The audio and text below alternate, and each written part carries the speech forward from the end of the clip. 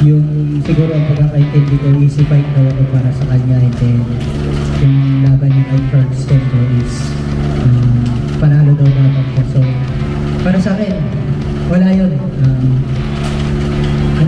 Anak out win para sa akin bukas.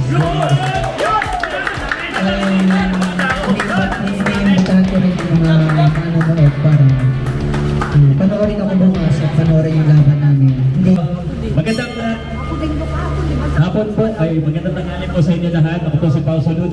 At we are now on our official press conference for the upcoming fight of Carl James, the Wonderboy Martin, the return of Wonderboy Martin, and his opponent from Tanzania, Oscar Duque, will officially start our way in. But before we start, let's ask a few opening statements from our fighters. Unahin natin, of course, si Carl James, Wonderboy Martin. So opening statement and invite them to watch it. Una po, nagpapasalamat po ako sa lahat ng nandito at sa Panginoong Diyos. Safe naman tayong nairaos yung timbakan. Siyempre sa opponent ko, malaking respeto pa rin sa kanya kasi napaka-professional na kahit papano. And then sa mga manonood at siyempre sa Gab Gaming Amusement Board para mag-assist sa amin palagi. At sana sa lahat ng manonood, sumusuporta sa mga boxing fans natin dyan. Sana manood po kayo bukas, 2 o'clock po ang simula ng fight sa Sukat Paranaque Sports Complex sa Ilordo. Maraming salamat po. And syempre, the statement from Oscar. Oscar? Hindi pwedeng balikan na yun. 4 hours. Kaya lang, kung may tutuluyan, ito na kayo.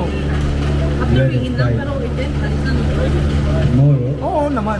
promise everybody, come to show me Huwag kang kinabukasan. something amazing that Hindi, yung pero mag-stay na tayo. I can say no more. After weighing, tapos Madaling yung... araw daw. Hindi. Thank you. Sinabi niya, handa daw siya lumaban kasi hindi masyado malakas. He's ready to fight. But I guess the question that I have here, para kay Wonderboy, kasi pagka-post mo ng laban, everyone is asking about this fight. And kailan ko nabuo itong laban na to? How did you prepare for this fight? And ano bang i-expect ng mga tao sa darating na laban mo? Because kwento ko lang, yung mga kasparing mo, lahat sila ang gaganda ng laban eh. Puro knockout lahat. Knockout kaya mangyari dito? Madaling araw biyahe. Actually, yung preparation dito sa fight na 2 months ago pa. So maganda naman yung bigay ko sa kanyang preparation para sa paghahanda namin parehas.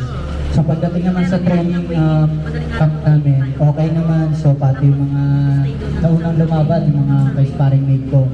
So impressive win naman at sobrang magandang performance yung pinakita nila. So ewan ko na yung sa akin. So papakita ko na lang din sa taas ng ring Hindi, kasapin na lang. awin sa pagpapatumba sa kanya. Kasi sayang din yung accommodation eh, baka i-3 nights na.